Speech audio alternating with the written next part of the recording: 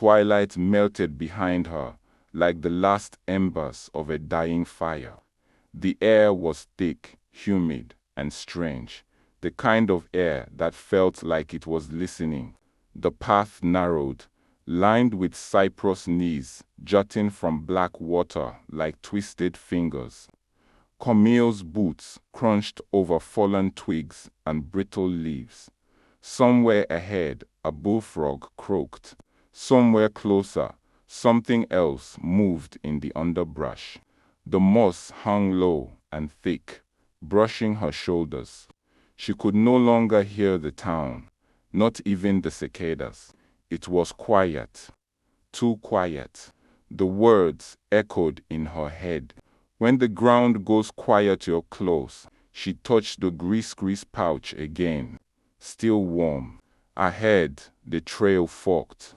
One path followed the water's edge, littered with crumbled stones and old iron fence posts.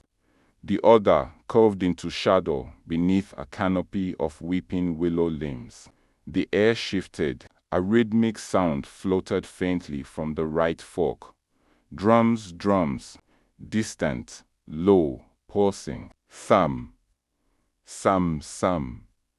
thumb. She turned toward it, her breath caught in her throat as she passed beneath the willows. The darkness was thicker here. Trees leaned unnaturally inward, bending like they'd been watching her approach all along. She stepped carefully. Once, then again. The drums grew louder. The beat wasn't random. It was a heartbeat, slow, deliberate, ancient. Camille didn't realize she was walking in a spiral until her boots crunched down on a circular pattern of bones and ash. She stopped. At the center of the circle was a shrine, made from antlers, sticks, cloth, and dried vines. It resembled a twisted figure, half man, half beast.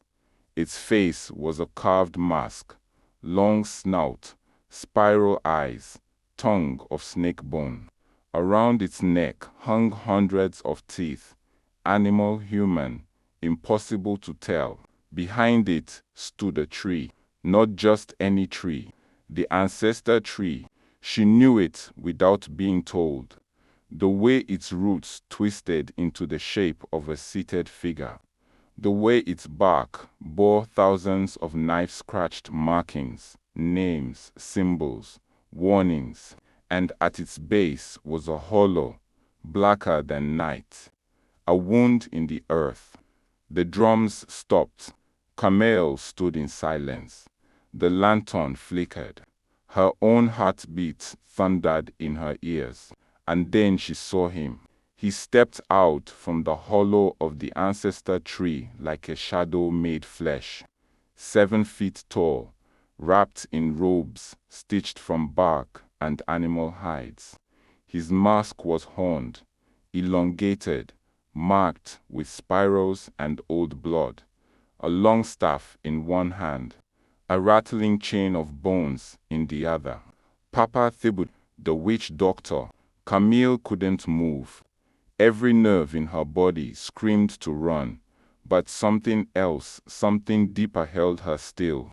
He stopped just short of the shrine, tilted his head, spoke in a voice older than wood and deeper than the bayou. "You brought the key." Camille swallowed. "My grandmother told me to come. She said the root is breaking." He stepped closer. The ground didn't crunch beneath him. He floated, or else the earth bent for him.